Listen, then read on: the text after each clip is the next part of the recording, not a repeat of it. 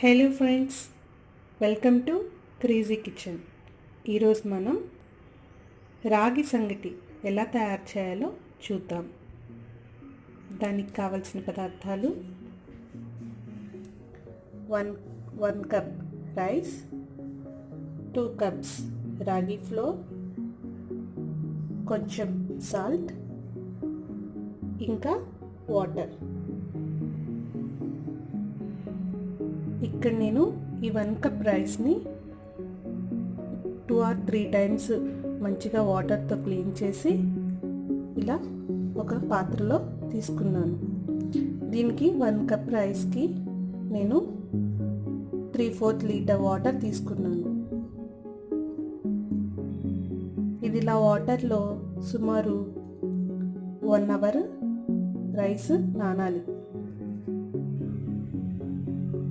Stove on చేసుకొని రైస్ని stove మీద పెట్టుకోవాలి. రైస్ ఉన్న పాత్రని పెట్టుకొని కుక్ చేసుకోవాలి.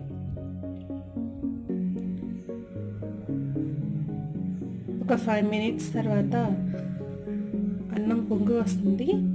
పొంగు వచ్చాక ఇలా ఉడికేటప్పుడు కొంచెం దాంట్లో సాల్ట్ వేసుకోవాలి. సాల్ట్ వేసుకొని రైస్ని ఇంకొంచెం సేపు ఉడకనివ్వాలి.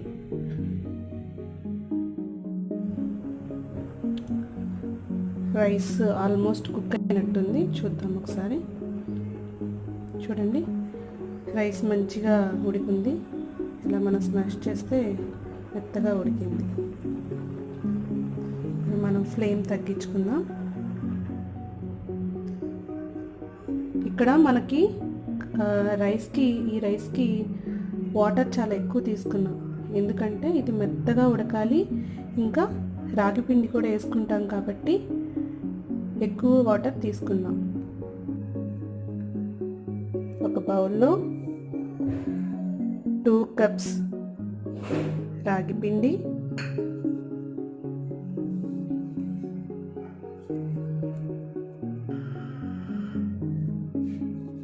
తీసుకొని దానిలో వాటర్ పోసుకొని కలుపుకోవాలి. ఉండలు లేకుండా మంచిగా కలుపుకోవాలి. అవసరమైతే ఇంకొంచెం వాటర్ పోసుకొని ఉండలు లేకుండా మంచిగా కలుపుకోవాలి.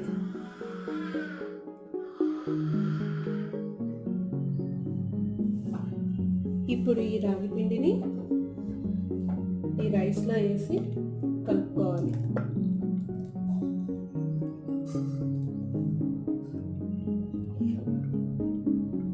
రాగి పిండి ఉండలు కట్టకుండా ఉండాలంటే రైస్లో వేసి కలుపుకుంటూ ఉండాలి.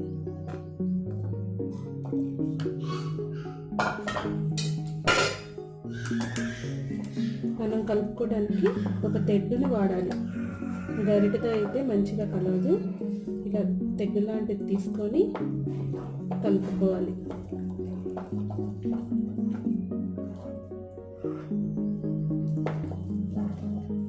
చూడండి, మొత్తం కలిసేటట్టు కలుపుతున్నాం.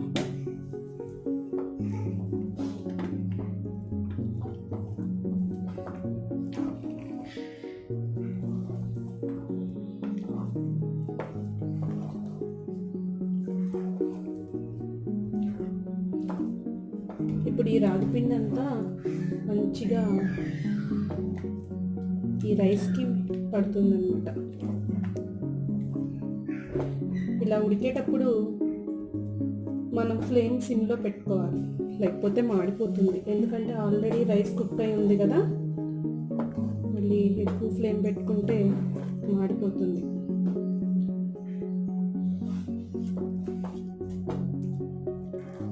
మనకి రాగి పిండి వల్ల చాలా హెల్త్ బెనిఫిట్స్ ఉన్నాయి. ఇందులో ఫైబర్ కంటెంట్ ఉంటుంది, ప్రోటీన్ ఉంటుంది. ఇది మన హెల్త్కి చాలా మంచిది.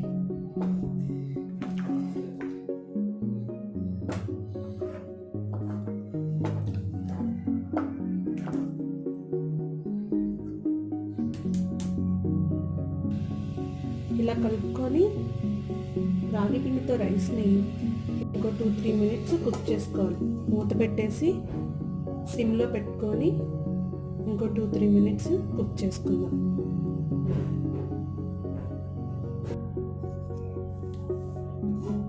త్రీ మినిట్స్ అయింది, కుక్ అయిందేమో చూద్దాం. చూడండి, ఇది మంచిగా తయారైంది. ఇప్పుడు స్టవ్ ఆఫ్ చేసేసుకుందాం. మంచిగా కుక్ అయింది, అంటే తెలుస్తుంది.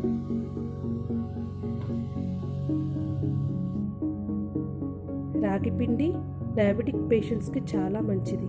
ఇందులో ఉండే ఫైబర్ బరువు తగ్గడానికి చాలా ఉపయోగపడుతుంది. దీనికి శరీరాన్ని చల్లబరిచే గుణం ఉంది కాబట్టి సమ్మర్లో తీసుకుంటే చాలా మంచిది.